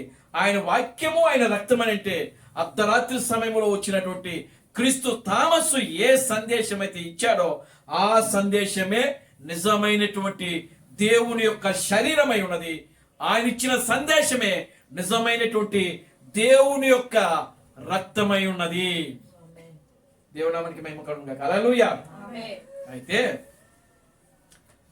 ఆయన శరీరమును, ఆయన రక్తమును ఎలా తీసుకోమంటున్నాడు అని అంటే, ఎలా అయోగ్యముగా తీసుకోకూడదట. దాన్ని తీసుకునే ముందు నిన్ను నీవు ఏం చేసుకోమంటున్నాడు ఆయన? పరీక్షించుకో. దేవుని స్తోత్రం కలుగును గాక. హల్లెలూయా. ఈ రోజున మీరందరూ కూడా పరీక్షించుకోవాలి. ప్రతి ఒక్కరూ దేవుని వాక్యాన్ని మనం భుజిస్తున్నాము అంటే, క్రీస్తు థామస్ యొక్క వర్తమానాన్ని మనము అంగీకరిస్తున్నాము అంటే ఏ విధంగా అంగీకరిస్తున్నాం? నిజంగా మన హృదయపూర్వకంగా దాన్ని అంగీకరిస్తున్నామా? నిజంగా మనము దానికి లోబడుతున్నామా? నిజంగా దేవుని యొక్క క్రీస్తు థామస్ ఇచ్చిన సందేశానికి, ఆ వాక్యమునకు వినయము, విధేయత చూపిస్తున్నామా? దేవుని స్తోత్రం కలుగును గాక. హల్లెలూయా. ఆమేన్. హల్లెలూయా. నిన్ను నీవు పరీక్షించుకో. ప్రతి మనిషి పరీక్షించుకోవాలండి. ప్రతి మనిషి తగ్గించుకోవాలి. ప్రతి మనిషి తనను తాను జయించుకోవాలి. ప్రతి మనిషి జయించుకోవాలి. ప్రతి మనిషి తనను తాను తగ్గించుకోవాలి. ప్రతి మనిషి తనను తాను ఏం చేసుకోవాలంటే పరీక్షించుకోవాలను. పరీక్షించుకోవాలి. దేవునామానికి మహిమ కలుగును గాక. Hallelujah. Glory to God. Hallelujah. ఎవరైతే పరీక్షించుకోకుండా, చూడండి, ఆ రోజు ఇశ్రాయేలీయులు ఆ కానాను యాత్రలో, ప్రియులారా, ఆ అరణ్యములో వాళ్ళు ప్రయాణం చేస్తూ ప్రయాణమై వెళ్తున్నారు. వాళ్ళకి మన్నా కురిపించాడు దేవుడు. దేవునామానికి మహిమ కలుగును గాక. హల్లెలూయా. వాళ్ళకి ఆకలేస్తే మన్నా కురిపించాడు. దాహం వేస్తే బండలు చీల్చి నీళ్ళు ఇచ్చాడు ఆయన. పగటి వేళ మేఘస్తంభంగా ఉన్నాడు, రాత్రి వేళ అగ్నిస్తంభంగా ఉన్నాడు. కానీ ఆయన ఏమంటున్నాడు తెలుసా? ఆ మన్నాను దేనితో పోల్చాడంటే వాక్యముతో పోల్చాడు ఆయన. దేవునామానికి మహిమ కలుగును గాక. హల్లెలూయా. ఏమంటున్నాడు అక్కడ? మీ పితరులు మన్నాను తిని అరణ్యములో ఏమైపోయారంట? మరణించిరి, చనిపోయిరి. కానీ ఈ జీవాహారమును తినువాడు మరణించడు. దేవునికి స్తోత్రం కలుగును గాక. హల్లెలూయా. వాళ్ళు పస్కా భుజించినా కూడా ఏమైపోయారు? వాళ్ళు మరణించారు. మన్నా తిన్నారు. మన్నా అంటే వాక్యము. మన్నాను భుజించి బండలోనేటువంటి జీవ జలములు తాగి, దేవునామానికి మహిమ కలుగును గాక. హల్లెలూయా. బండనగా క్రీస్తు, జీవజలములన్నా వాక్యము. వారు మన్నాను భుజిస్తూ బండలో నుంచి వచ్చినటువంటి జీవజలములు తాగుతూ, కానీ ఎలా తాగి ఎలా తింటున్నారు దాన్ని అనంటే సనుగుకుంటూ గొనుక్కుంటూ అయోగ్యముగా దాన్ని తింటా వచ్చారు. ఇశ్రాయేలీయులు ఏం చేశారండి? అరణ్యములో మోషే మీద ఏం చేసినారు? వాళ్ళు సనుక్కున్నారు, సనిగారు, గొనిగారు. ఓ, మాకు ఐగుప్తులో ఉంటేనే బాగుండేది, మాకు అక్కడ దానిమ్మకాయలు దొరికేవి, యాపిల్ కాయలు దొరికాయి, ఇంకా ఓ మంచి మంచి కూరలు, మంచి మంచి వంటకాలు, మంచి మంచి ఆహారం ఉండేది అక్కడ అని చెప్పి మోషే మీద సనుక్కున్నారు. ఇదిగో మోషే, ఐగుప్తు నుంచి నువ్వు మమ్మల్ని బయటకు తీసుకొచ్చేసావు. ఈ అరణ్యంలో ఈ మన్నా తప్పనిచ్చి, ఈ నీళ్లు తప్పనిచ్చి మాకు ఇంకేమీ దొరకట్లేదు. చూసారు? సనుక్కుంటున్నారు, గొనుక్కుంటున్నారు. సనుగుడు, గొనుగుడు అంటే ఆ తినే ఆహారం కూడా వాళ్ళు ఎలా తింటున్నారంటే అయోగ్యముగా తింటున్నారు. దేవుని స్తోత్రం కలుగును గాక. హల్లెలూయా. ఎలా తింటున్నారు? అయోగ్యముగానండి. కనుక ఈరోజు ప్రియమైన దేవుని బిడ్డలారా, దేవుడు తన బిడ్డల కోసము ఆయన అర్ధరాత్రి సమయంలో ఒక నిజమైన పస్కాను, వర్తమానమును, ఒక నిజమైన రక్తమును, ఆయన యొక్క రక్తమును, ఆయన యొక్క శరీరమును, వాక్యమును దేవుడు మనకు పంపించాడు. పంపించినప్పుడు మనం ఎలా చేస్తున్నాం? మన పితరుల వలె. ఎక్కడో ఒక మాట రాయబడి ఉంటుంది, యేసుక్రీస్తు అంట పాత నిబంధనలోనే అంటాడు, వాళ్ళు పితరుల వలె పాపము చేసిరని అంటాడు. దేవుని నామమునకు మహిమ కలుగును గాక. హల్లెలూయా. వాళ్ళ యొక్క పితరుల వలె సణుగుకొనిరి, వారి యొక్క పితరుల వలె గొనిగిరి. దేవునికి స్తోత్రం కలుగును గాక. హల్లెలూయా. కనుక వాళ్ళ యొక్క పితరుల వలె కనుక ఈరోజు మనము కూడా మన పితరుల వలె మనం ఎలా ఉంటున్నాం అండి? సనుక్కుంటున్నావా? ఎవడే ఆశీర్వాదం గారు, దివ్య ఆనందం గారు ఎలా ఉంటున్నారు? దేవుడి స్తోత్రం కలుగును గాక. హల్లెలూయా. ఉన్నారా? ఉంటారు, ప్రతి కాలంలో ఉంటారండి. కానీ ప్రభు అంటున్నాడు, ఈ సనుక్కుని గొనుక్కునే వాళ్ళందరూ కూడా ఏమంటున్నారంటే అరణ్యములో చనిపోయేది. అది ఏమండి? కనుక వాక్యము విషయంలో దేవుడు ఎన్నడూ కూడా తన మనసును మార్చుకునే దేవుడు కాదు ఆయన. ఆమేన్. హల్లెలూయా. ఒకవేళ నీ విషయంలో ఆయన మనసు మార్చుకుంటే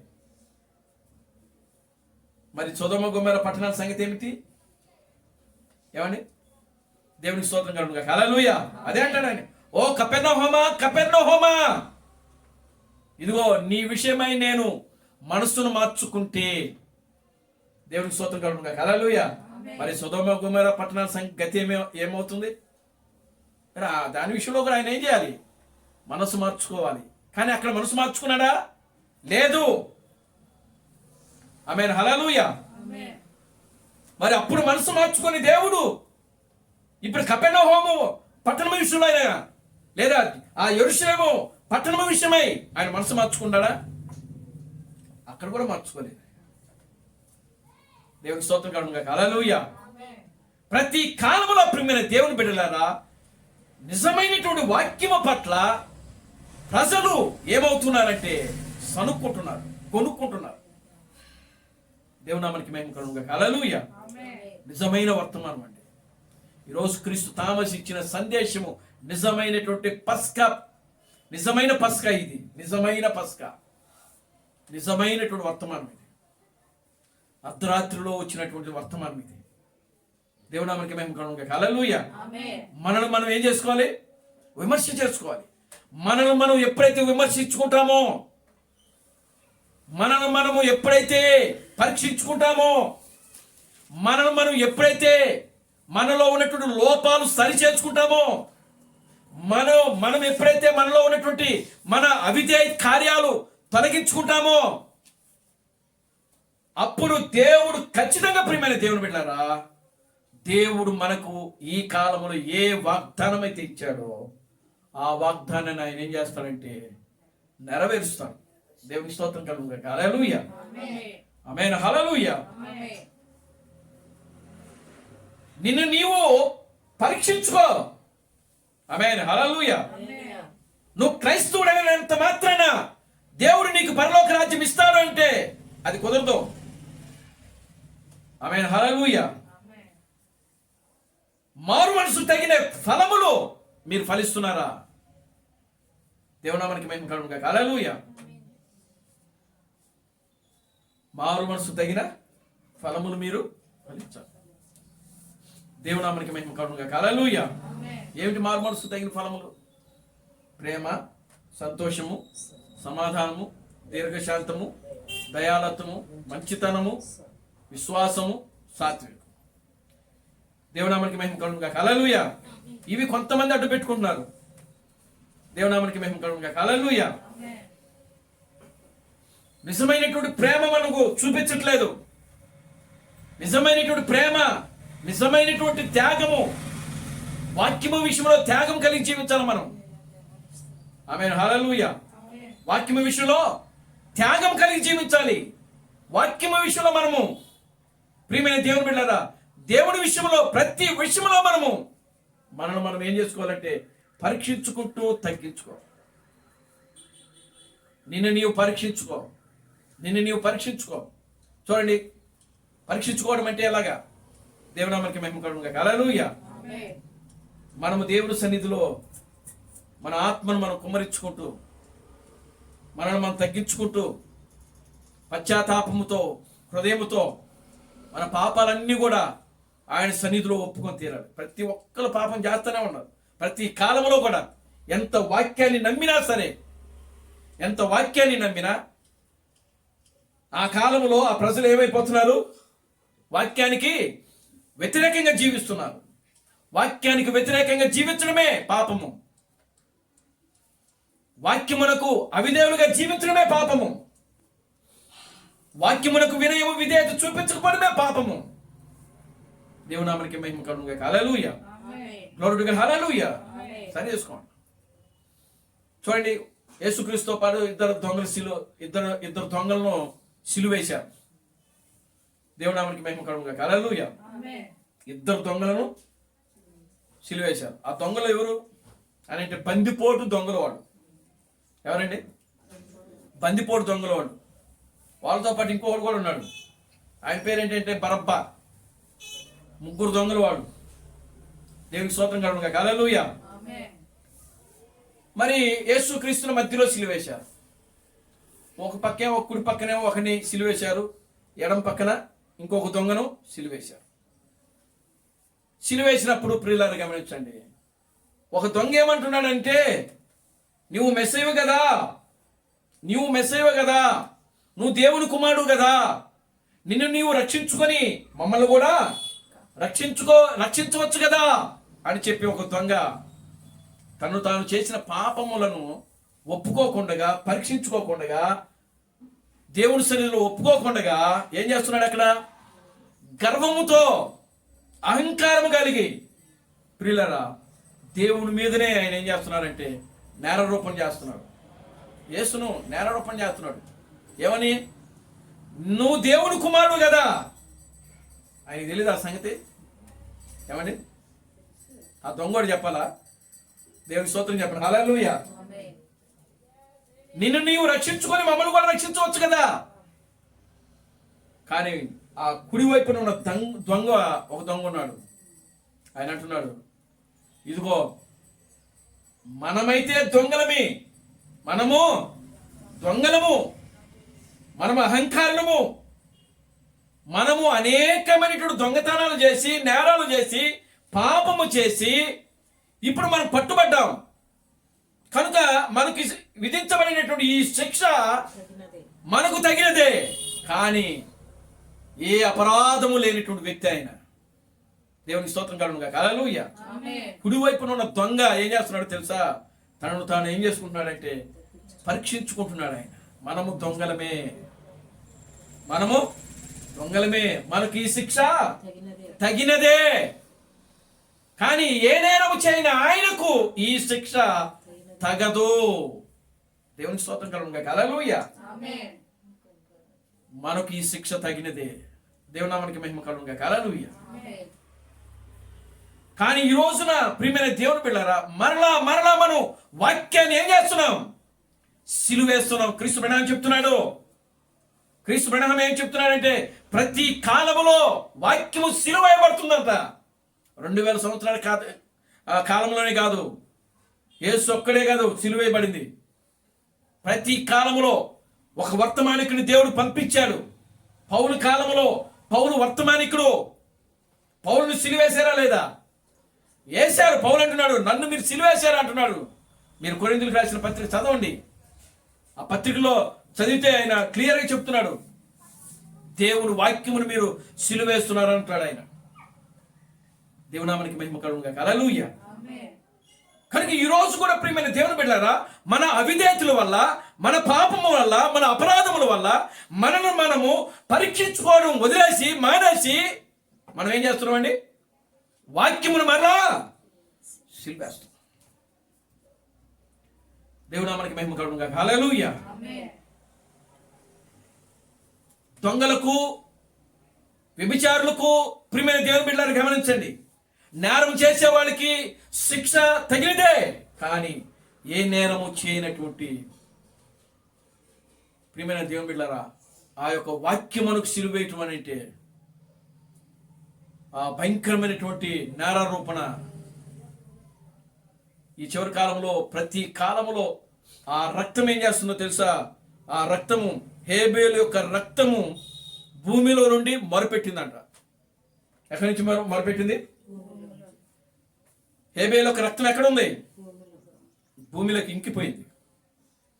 ఆ పరిశుద్ధుడి యొక్క రక్తము, ఆ నీతిమంతుడి యొక్క రక్తము, పాపము లేని హేబేలు యొక్క రక్తము, ఏ అపరాధము చేయనటువంటి హేబేలు యొక్క రక్తము ప్రియులారా భూమిలో నుంచి దేవునికి మొరపెట్టిందట. దేవునామానికి మహిమ కలుగుగాక. హల్లెలూయా. ఈరోజు క్రీస్తు బ్రహ్మ యొక్క రక్తము కూడా ఎక్కడి నుంచి మొరపెడుతుంది? ఆమేన్. హల్లెలూయా. నిజమైన సంఘం కోసం క్రీస్తు బ్రహ్మ తన రక్తాన్ని కాచాడు. నిజమైన సంఘం కోసం, నిజమైన తన వధువు కోసం, తన భార్య కోసం, తన వధువు కోసం ఆయన రక్తం ఇప్పుడు కూడా మొరపెడతానే ఉంది. ఎందుకు? ఆయన బిడ్డల కోసం. దేవునామానికి మహిమ కలుగునుగా. హల్లెలూయా. రాహేలు సమాధిలో నుండి మొరపెట్టిందట. ఎక్కడి నుండి? రాహేలు ఎక్కడ? ఆ సమాధిలో నుండి మొరపెట్టిను. రామాలో అంగలార్పు కలిగిన వాక్యంలో రాబడింది. రాహేలు ఎక్కడ పూడ్చబట్టబడింది? రామాలో సమాధి చేయబడింది. రాహేల్ అంటే ఎవరండి? రాహేల్ ఎవరండి? రాహేల్ ఎవరు? యాకోబు యొక్క భార్య రాహేలు. ఎవరు భార్య? యాకోబుకి ఎంతమంది భార్యలు? ఇద్దరు. పెద్ద ఆమె పేరేంటి? చిన్న ఆమె పేరు మరి చెప్పరేంది? దేవునికి స్తోత్రం కలుగుగాక. హల్లెలూయా. రాహేల్ ఎక్కడ చనిపోయింది?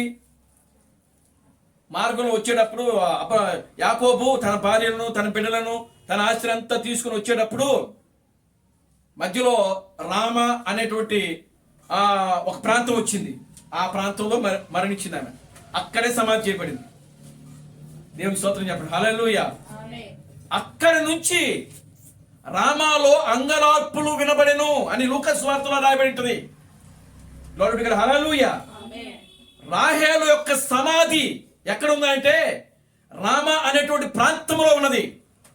ఆ ప్రాంతంలో ఆ యొక్క రాహేలు యొక్క సమాధి ఉంటే ఆ సమాధిలో నుంచి నేటి వరకు కూడా రాహేలు ఏం చేస్తుందంటే అంగళార్పు చేస్తా ఉన్నదంట, ఏడుస్తున్నదట, రోధిస్తున్నదట. ఎవరి గురించి?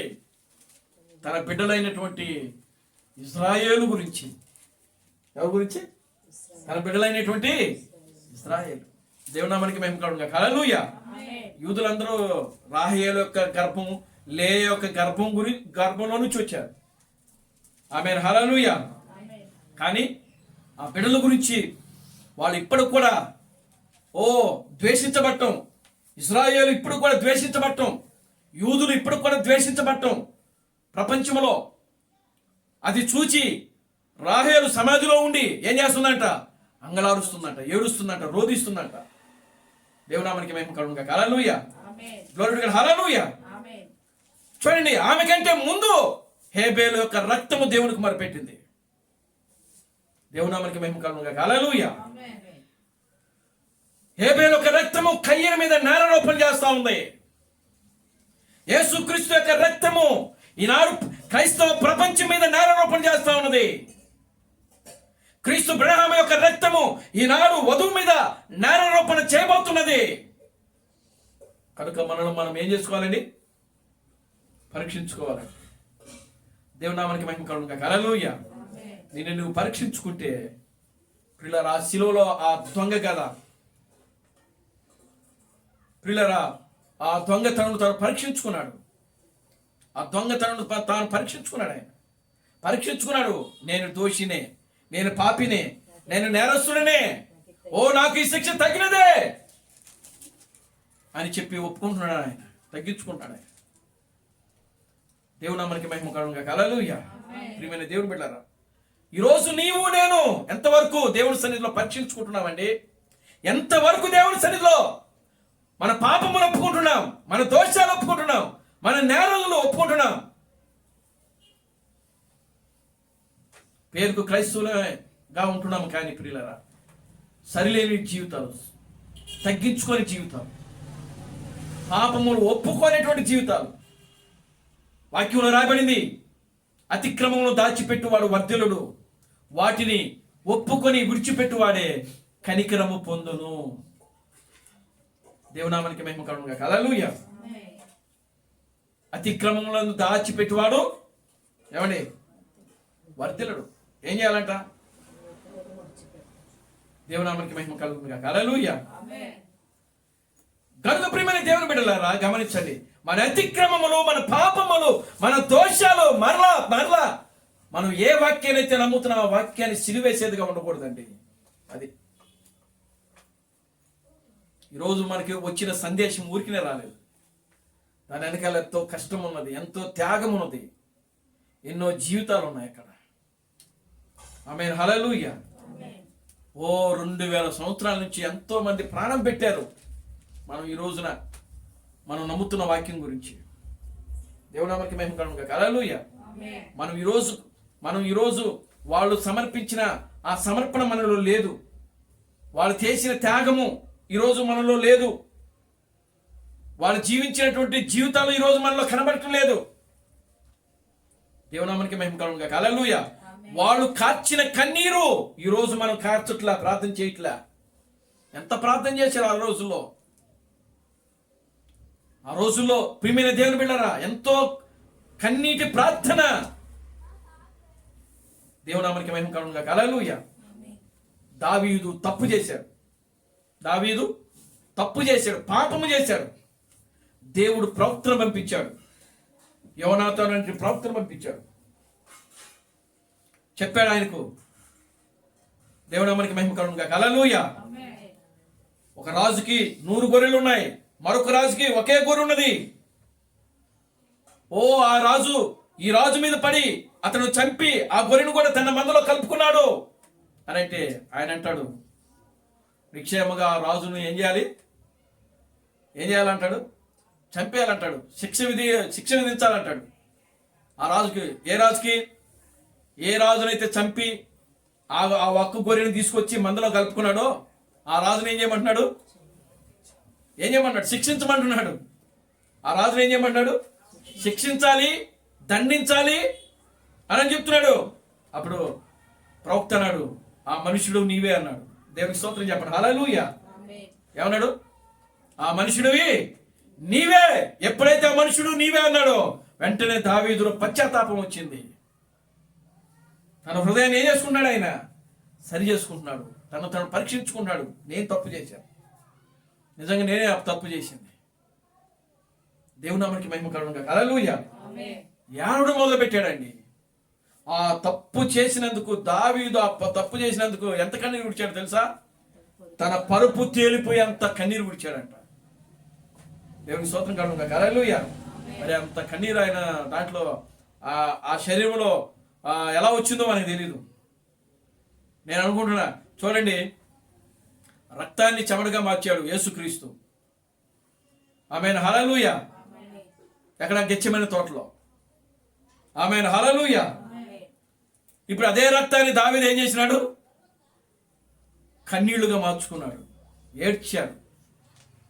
ఆమేన్. హల్లెలూయా. ప్రియమైన దేవుని బిడ్డలారా, ఈరోజు మనల్ని మనం పరీక్షించుకోవాలండి. ఒక దావీదు వలె మనం పరీక్షించుకోవాలి. Glory to God. హల్లెలూయా. కానీ పరీక్షించుకోకుండా వ్యతిరేకంగా తిరిగినటువంటి కయ్యను ఏమైపోయాడు?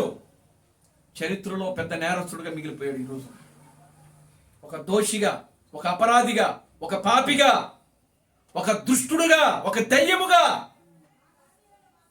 ప్రియులారా, ఈరోజు చరిత్రలో కయ్యను గురించి మనం మాట్లాడుకుంటున్నాం. కనుక ఈరోజు మనల్ని మనము ప్రియులారా తగ్గించుకొని మన జీవితాలు మనం పరీక్షించుకుందాం. మనం మాట్లాడే మాటలు ఎలా ఉంటున్నాయి? మనం ఆలోచించే ఆలోచనలు ఎలా ఉంటున్నాయి? మన తలంపులు ఎలా ఉంటున్నాయి? మన నడవడికలు ఎలా ఉంటున్నాయి? మన చూపులు ఎలా ఉంటున్నాయి ఈ రోజున? ప్రియులారా, మనల్ని మనం పరీక్షించుకోవాలి.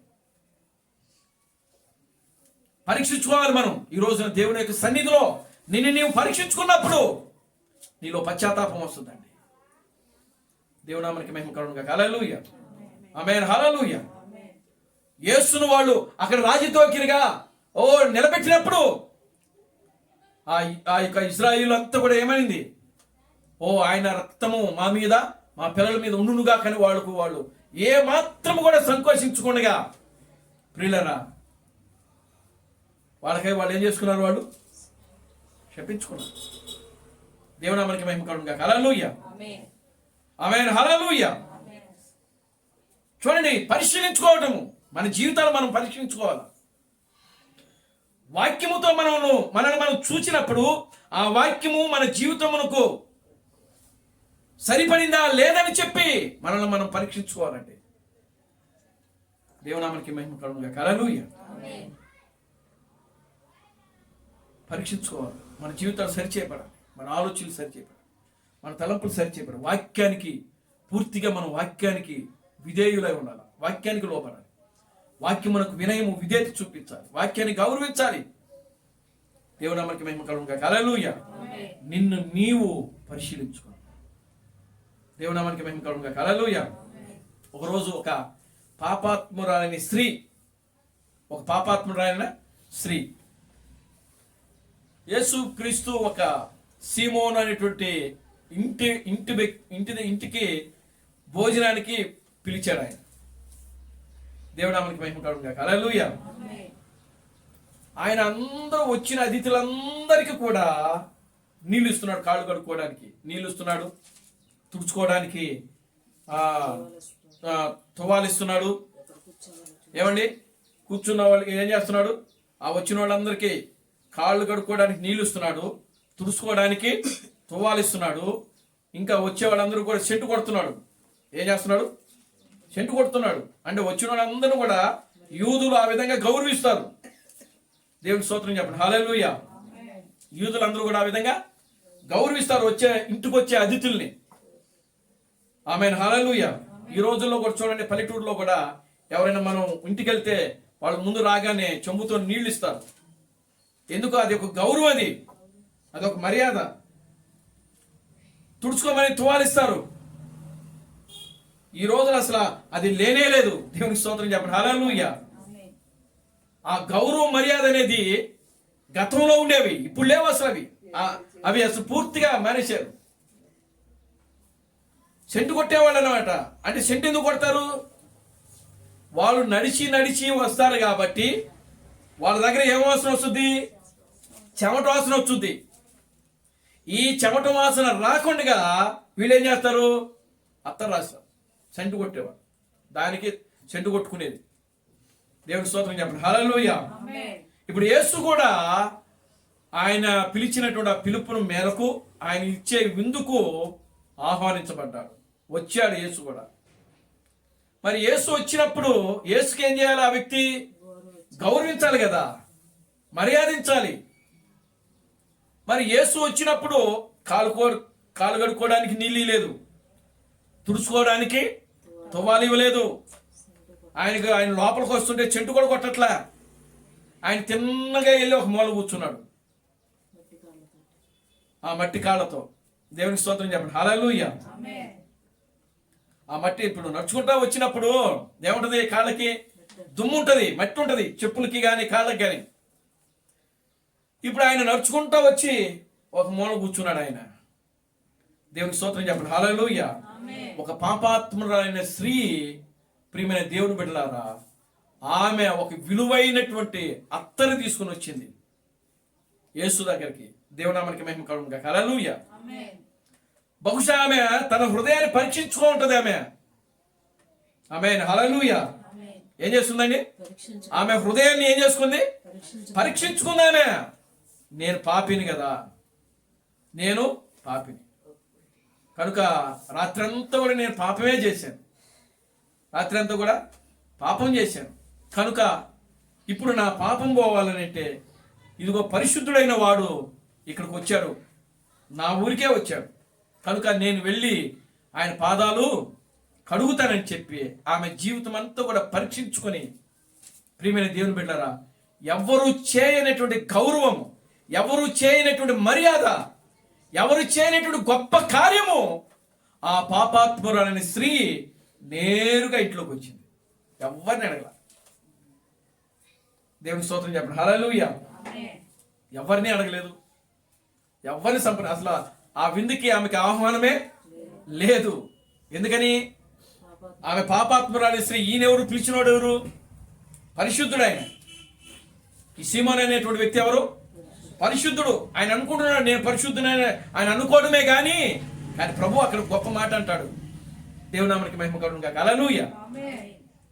అప్పుడు ఆమె సరాసరి ఇంట్లోకి వచ్చి తన అత్తరు బుడ్డి పగలగొట్టి అత్తరుతో ఆయన పాదాలు కడిగింది, ఆయన వస్త్రాలంతా కూడా పూసింది, టోటల్గా ఆయనకి పూసేసింది మొత్తం. దేవునామానికి మహిమ కలుగును గాక. హల్లెలూయా. ఓ ఆయన ఏడవడం మొదలు పెట్టింది. ఆ కన్నీళ్లతో ఆయన పాదాలు కడిగింది. ఆమేన్. హల్లెలూయా. కన్నీళ్లతో ఆయన పాదాలు కడిగింది.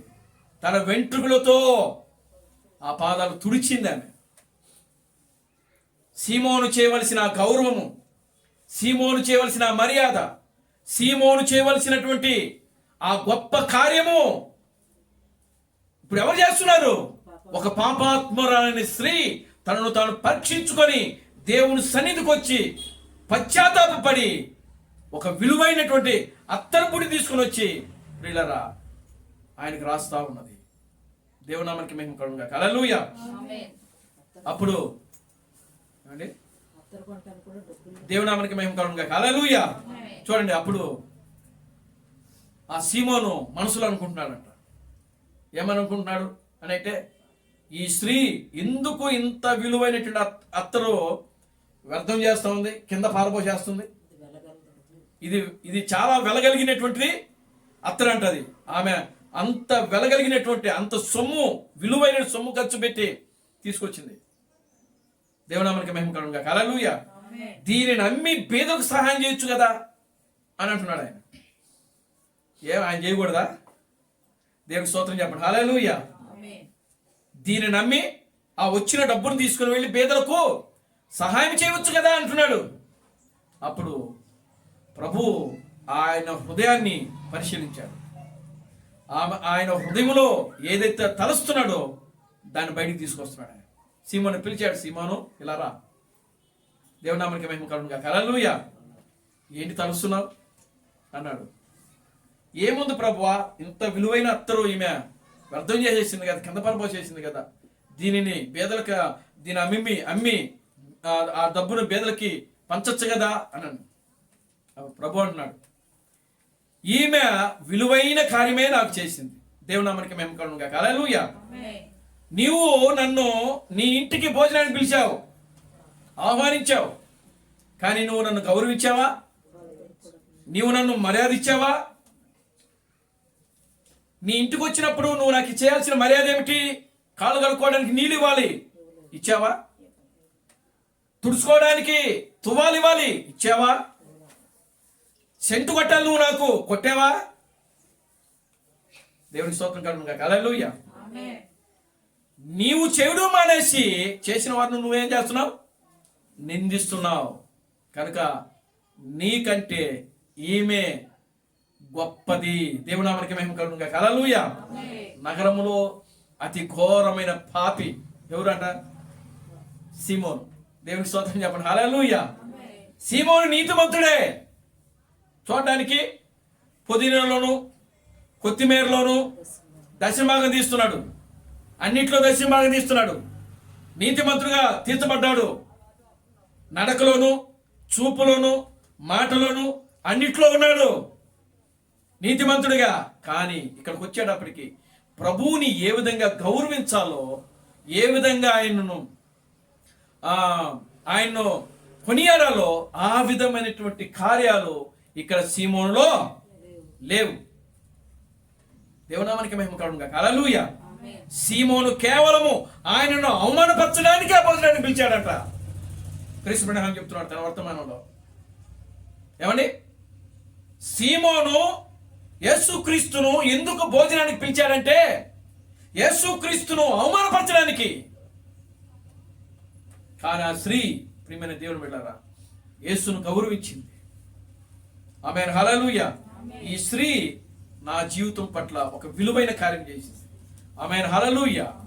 అయితే ఈమె చేసింది ఇప్పుడు నీకు అర్థం కాదు, కానీ ఇదిగో తర్వాత నువ్వు తెలుసుకుంటావు. దేవునామానికి మహిమ కలుగును గాక. హల్లెలూయా.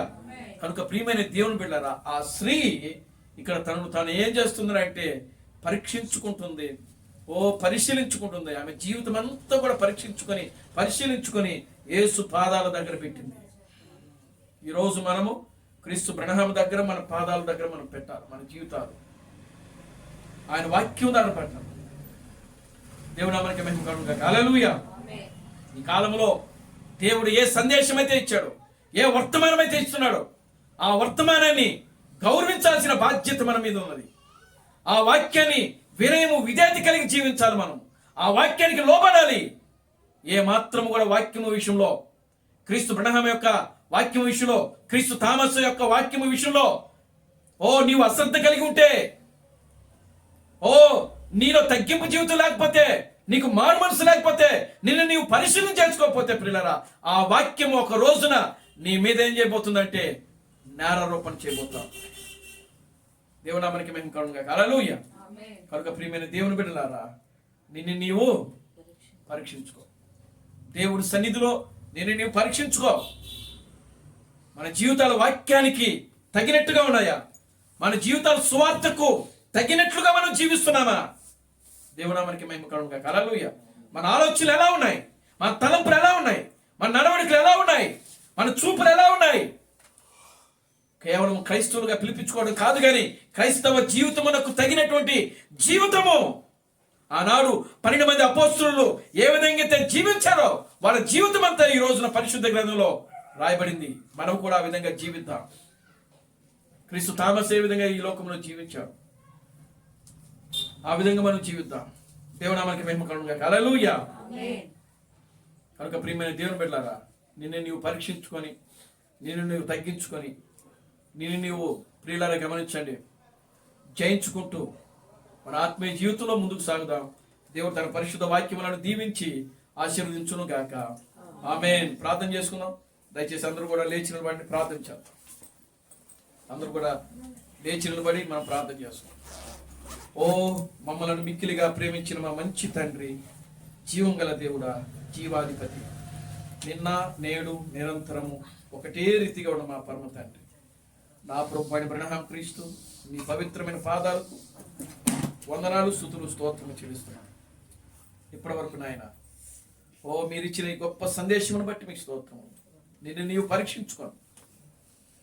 ప్రభు యొక్క శరీరములోను, ప్రభు యొక్క రక్తములో ఎవరైతే మనం పాల్గొంటున్నారో వారు మనల్ని మనం పరీక్షించుకోవాలని వాక్యంలో రాయండి.